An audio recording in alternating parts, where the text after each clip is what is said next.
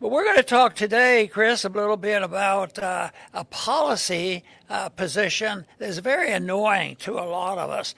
And Axios reported it early on, that was a couple of days ago. States that boycott Israeli companies will lose disaster relief funds, DHS says, which is crazy because they never should have had the federal funds. And even if you say, well, they have the funds, what is this? It's a regulation of speech. And that, to me, Chris, is the real problem here. Yeah, Dr. Paul, we're only 7 months into President Trump's second term. And this has been a lot for Americans to take in these 7 months with whatever it is that you want to call it that Trump has with Israel. It's a lot to accept.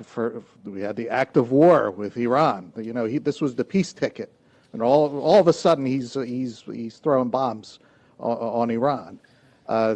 Even bigger, outcries is our tax money being used for the horrendous treatment of Gaza. Then you have representatives saying, we're voting on like 20 bills of anti-Semitism stuff. We're here. We have to start focusing on America. We have representatives complaining about that.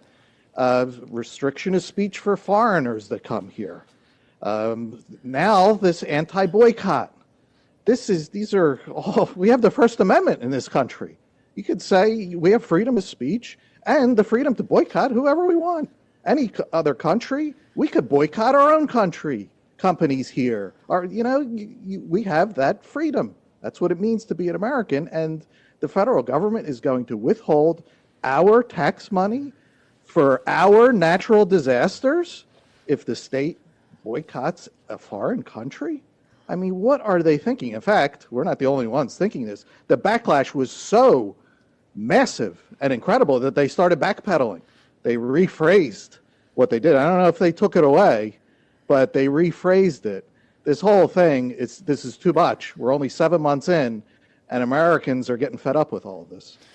There's a consensus among many, many people in the media and various organizations that come down on the side that even if you whisper or say something that is not directed at Israel immediately or directly, that you're an anti-Semite, and then they want to take you to task over that. But, when I took a vote, I voted against every penny that they wanted to send to Israel. Oh, that made me an anti-Semite. Yeah, but I voted against every penny going to anybody. And none of them should have had money.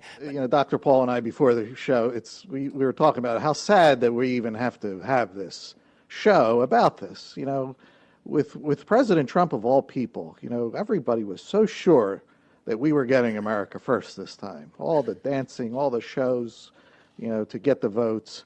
And, at first, it was looking good. It was looking really good. In fact, people were accusing us of being Trump supporters because we were reporting all the good stuff that was going on at the beginning.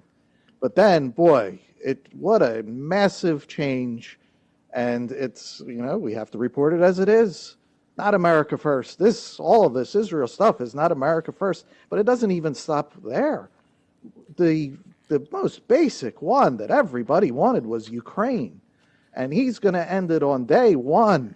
We are now 7 months, and he is arming Ukraine, turning it into his war.